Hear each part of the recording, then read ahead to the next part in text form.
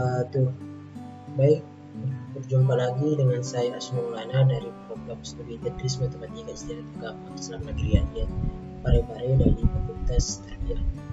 Pada kesempatan kali ini kita akan membahas topik materi tentang transformasi Laplace dan persamaan diferensial. Nah, untuk materi yang pertama itu ada transformasi Laplace. Definisi dari transformasi Laplace itu adalah jika ft itu adalah sebuah fungsi untuk semua t lebih besar 0. Transformasi Laplace adalah integral fungsi ft dikalikan dengan e min st dengan batas integral dari t sama dengan 0 sampai dengan t sama dengan tak hingga. Transformasi Laplace mengubah fungsi domain t menjadi fungsi domain s. Transformasi Laplace ini dipresentasikan sebagai fs atau lv. Maka fs sama dengan lv sama dengan integral 0 sampai tak hingga e min pangkat min st ft dt. Nah, transformasi Laplace ini juga disebut sebagai transformasi integral karena operasi ini mengubah fungsi dalam suatu domain ke domain yang lain dengan melibatkan proses yang melibatkan fungsi kernel. Nah, fungsi kernel ini adalah sebuah fungsi yang di dalamnya mengandung dua variabel yang merupakan domain dari kedua fungsi yang ditransformasikan. Dalam transformasi Laplace, fungsi kernel yang dimaksud adalah e pangkat min st. Nah, selanjutnya contoh yang pertama itu, jika ft sama dengan 1 ketika t lebih besar sama dengan 0, transformasi Laplace dari fungsi tersebut adalah lv atau L1 sama dengan integral 0 sampai tak hingga min pangkat e pangkat min st 1 dt sama dengan min 1s e pangkat min st 0 sampai tak hingga dengan batas 0 sampai tak hingga, sehingga diperolehlah L1 nya sama dengan 1 per S. Kemudian yang kedua itu sebuah fungsi eksponensial. Apabila ada sebuah fungsi eksponensial ft sama dengan e berpangkat at t di mana t lebih besar sama dengan 0 dengan a sebuah persentase, transformasi Laplace dari fungsi tersebut adalah L e pangkat at sama dengan integral dengan batas 0 sampai tak hingga e pangkat min st e at pangkat at dt. Nah, integral 0 a dikurang s t dt kemudian kita integralkan sehingga diperolehlah 1 per a dikurang s e as ditambah t dengan batas 0 sampai tak hingga, sehingga apabila batas-batasnya dimasukkan diperoleh hasilnya 1 per s dikurang a. Nah, selanjutnya sifat-sifat dari transformasi Laplace. Nah, sifat yang pertama itu ada sifat kebenaran. Nah, seperti yang kita ketahui bahwa LV T sama dengan Fs sehingga LGT sama dengan GS dan LAFT sama dengan AFS. Nah, perhatikan jika C1 dan C2 adalah sebuah konstanta, maka fungsi F1 dan F2 mempunyai transformasi Laplace berturut-turut F1s dan F2s. Maka Laplace C1 V1 T ditambah C2 V2 T sama dengan integral batas 0 sampai tak hingga E pangkat min st dikali C1 FTT ditambah C2 F2T dt.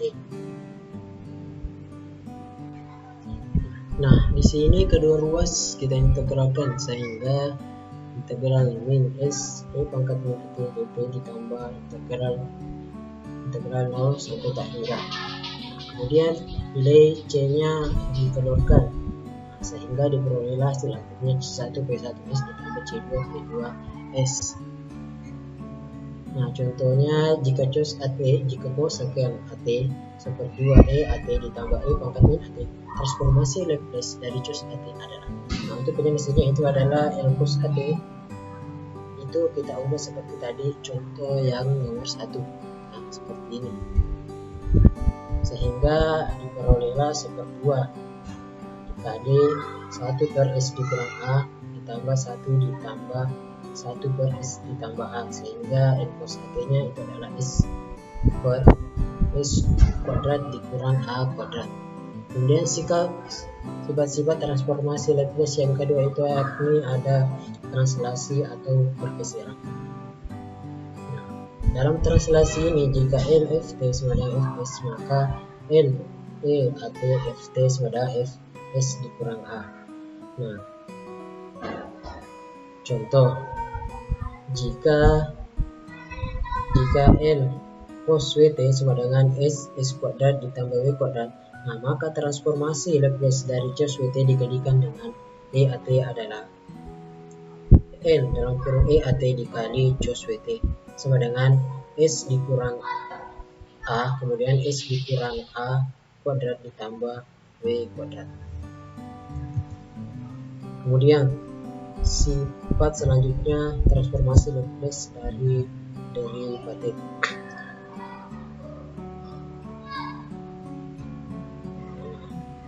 Misal U sama dengan Ft, du dt sama dengan dft dt, kemudian dv sama dengan U min st dt, yang mana v nya sama dengan min e pangkat min st per s.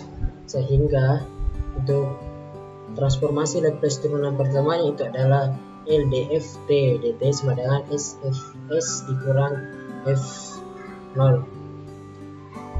Nah, kemudian diferensiasi transformasi Laplace untuk order tinggi, yang mana LFT sama dengan Fs, LGT sama dengan Gs, kemudian L F aksen T sama dengan SFS dikurang F0, sedangkan LG aksen T sama dengan SGS dikurang G0. Nah, kita misalkan di sini GT sama dengan F aksen T, LGT sama dengan F aksen T, nah, yang mana G0 nya sama dengan F aksen 0, GS sama dengan SFS dikurang F0, kemudian G aksen T sama dengan F double aksen T.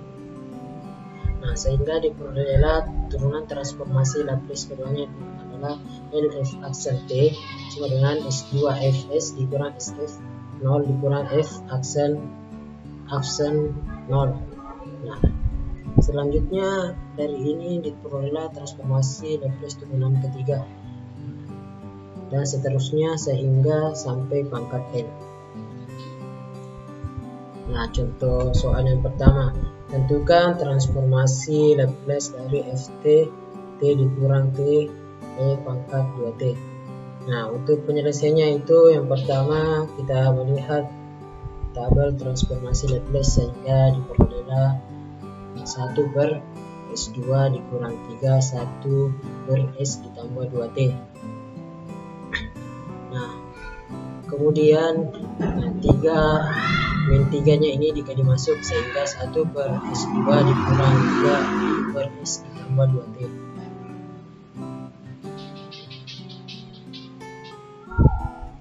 Nah, kemudian di sini disamakan penyebutnya, sehingga S ditambah 2 dikurang 3 S2 sama dengan S kuadrat ditambah dikali S ditambah 2, sehingga diperolehlah min 3 S kuadrat ditambah S ditambah 2 sama dengan S kuadrat ditambah S kuadrat S ditambah 2. Atau di sini bisa juga dalam hal ini kita pakai perkalian silang, sehingga diperoleh hasil yang diperoleh dalam kawasan S. Nah, berikut merupakan tabel dari transformasi.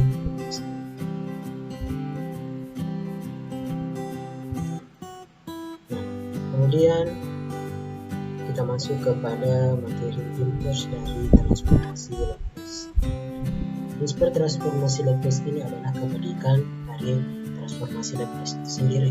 Nah, hasil transformasi Laplace dari suatu fungsi waktu yaitu Fs dapat dikembalikan lagi menjadi fungsi aslinya. Jika Fs mewakili transformasi Laplace untuk fungsi Ft yaitu L Ft sama dengan Fs, maka kita dapat menyatakan Ft adalah inverse dari Fs, sehingga jika L Ft sama dengan Fs, maka L pangkat min 1 Fs sama dengan Ft dengan operator sama dengan yang disebut inverse dari transformasi Laplace. Secara matematis, inverse transformasi Laplace ini dapat ditulis sama dengan L inverse Fs.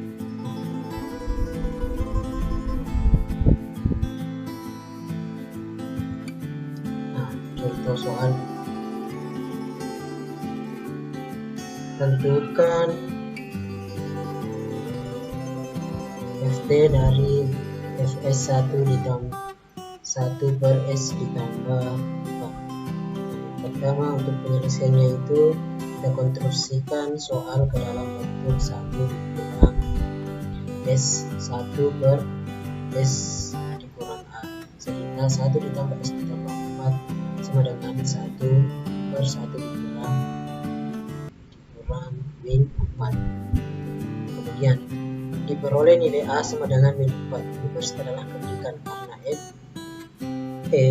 pangkat AT sama dengan S1 S ditambah A. Maka L inverse 1 per S ditambah AT dengan A sama dengan 4. Diperolehlah L inverse 1 per S dikurang min 4, sehingga Ft sama dengan berpangkat min 4 T, sehingga inilah solusi yang didapatkan. Nah, selanjutnya ada transformasi Laplace persamaan diferensial. Nah, pada persamaan diferensial, transformasi Laplace dalam penyelesaiannya pertama, persamaan diferensial diubah ke dalam pecahan parsial. Kemudian kita cari inverse dari transformasi Laplace tersebut.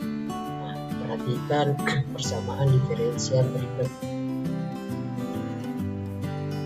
Nah, AN T D pangkat N per dt N ditambah AN 1 per dN Y sama per dt N dikurang 1 ditambah dan seterusnya A pangkat 1 T dy per dt ditambah A0 T y sama dengan Ft. Nah, penyelesaian PD ini dapat dilakukan dengan langkah sebagai berikut. Pertama, kita ambil transformasi Laplace pada kedua ruas pada persamaan A dengan mengambil Ft sama dengan S sebagai transformasi Laplace dari fungsi T. Kemudian kita gunakan sifat transformasi Laplace dan syarat awal yang diberikan untuk Ft dalam pola S. Kemudian yang kedua itu kita ambil kebalikan dari transformasi Laplace untuk mendapatkan penyelesaian dari Ft. Contoh soalnya yang pertama, tentukanlah L inverse 5S ditambah 1 per dibagi S2 S kuadrat dikurang S dikurang 12. Nah, untuk penyelesaiannya yang pertama ini masalah diberikan dalam bentuk pecahan parsial. Kemudian pertama kita periksa apakah tadi bilangan diberikan dari penyebut.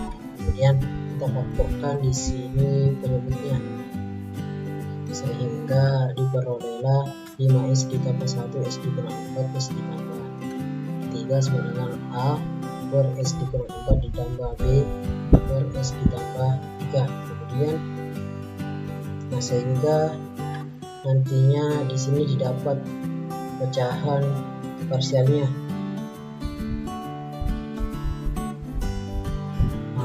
5S ditambah 1 S kuadrat dikurang S dikurang 12 dengan A per S dikurang 4 ditambah B S ditambah A3. Kemudian kita di sini mencari nilai A dan B nya, sehingga mencari nilai A dan B, sehingga setelah nilai A dan B nya didapatkan, kita substitusikan nilai A ke dalam inverse persamaan Laplace tadi, 5S ditambah 1 per S kuadrat dikurang S dikurang 12 sama dengan 3 per S ditambah 2 per S ditambah 3 sama dengan 3, A ditambah 2 sama dengan 5, A ditambah B sama dengan 5. Kemudian diperolehlah inverse dari transformasi Laplace-nya, yakni L inverse 5S ditambah 1 S kuadrat dikurang S dikurang 12 sama dengan 3E 4T ditambah 2E pangkat min 3T. Nah, selanjutnya persamaan diferensial parsial. Nah, persamaan yang membuat suatu atau lebih turunan parsial dengan dua atau lebih variabel bebas disebut dengan persamaan diferensial parsial. Orde dari PD parsial tingkat tertinggi dari derivatif yang ada dalam PD. Nah, derajat PD parsial atau pangkat tertinggi dari tingkat tinggi yang ada dalam PD itulah dimensi dari PD parsial.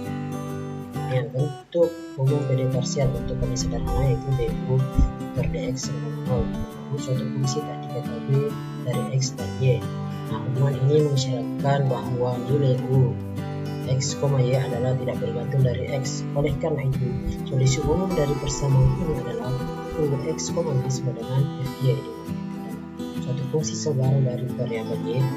Analogi dari persamaan diferensial biasa untuk persamaan ini adalah du dx sama dengan 0 yang memiliki solusi ux sama dengan c1.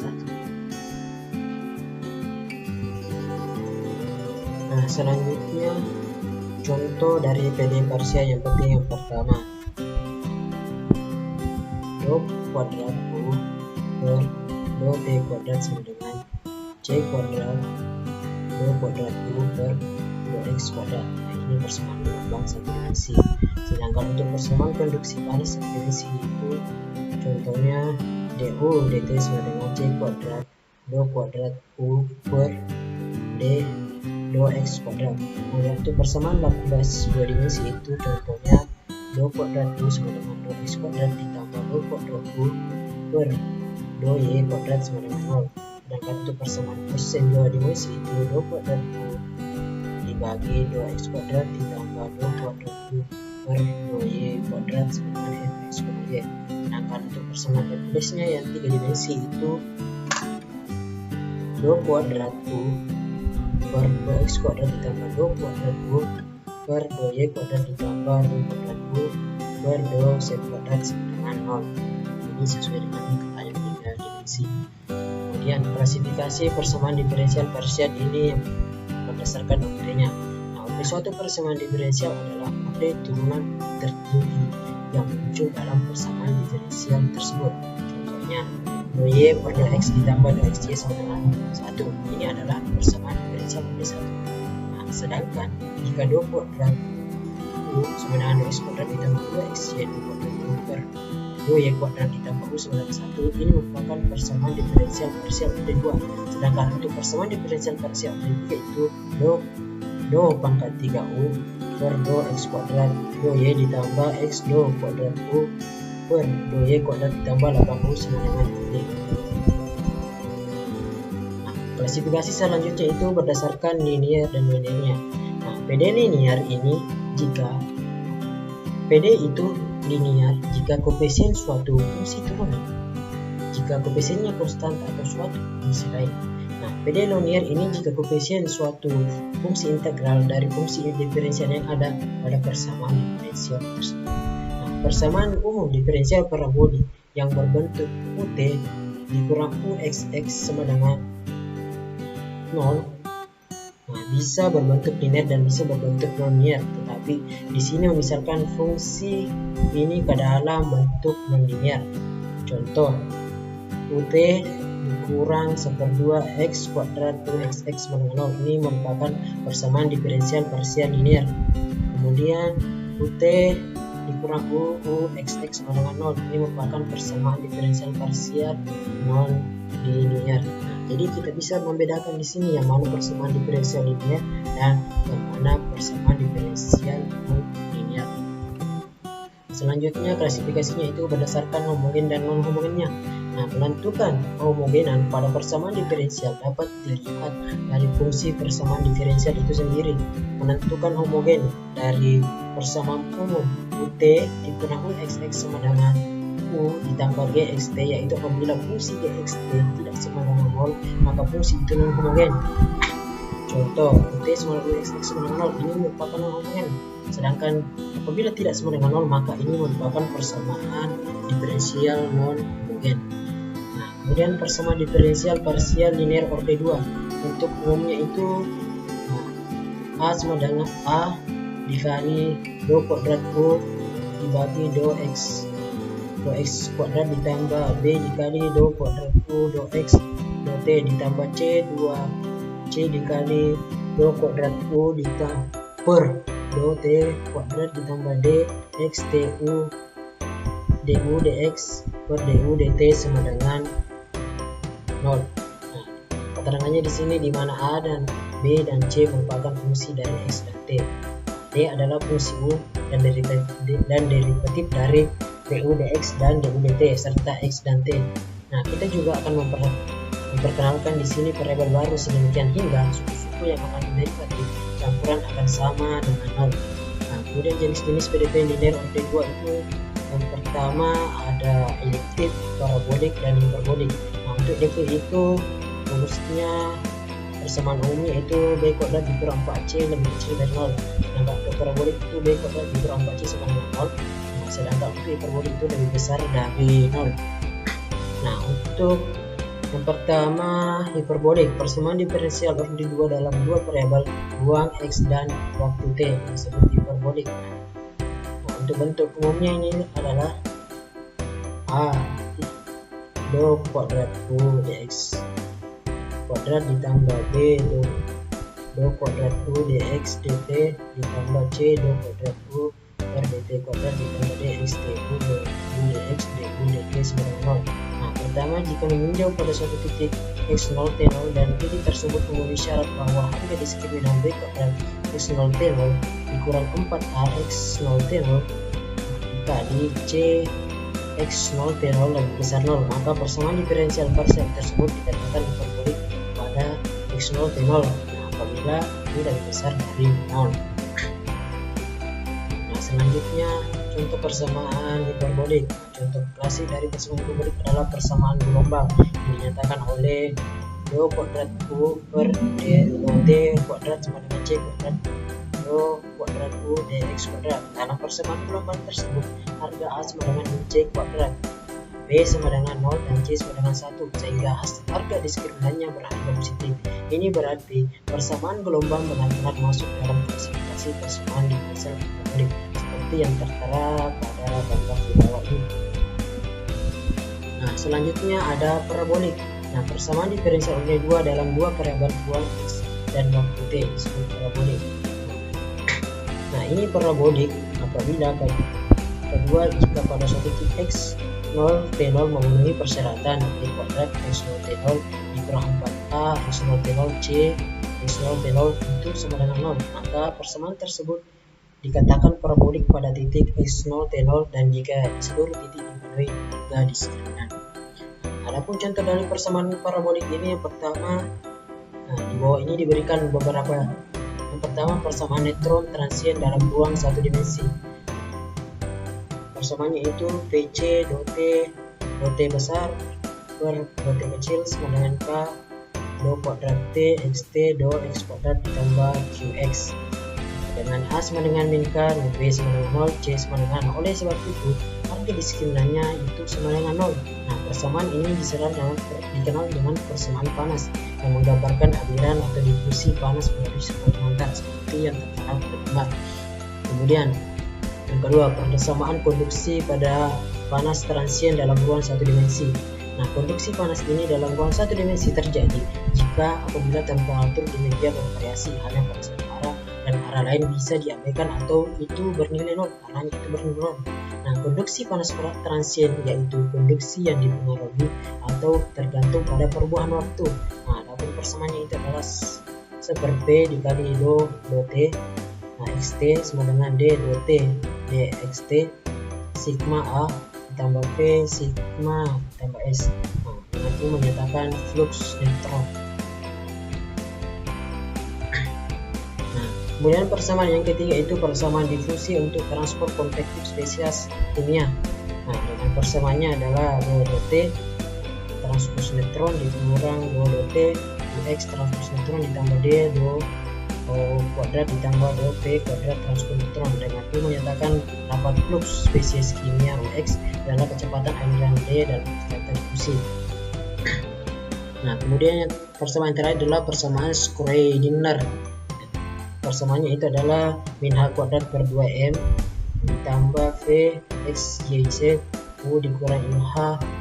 Nah, U T sama dengan 0. Nah, persamaan seperti ini memang memegang peran penting di dalam mekanika kuantum. Nah, persamaan Schrödinger ini sangat memegang peran penting dalam mekanika kuantum.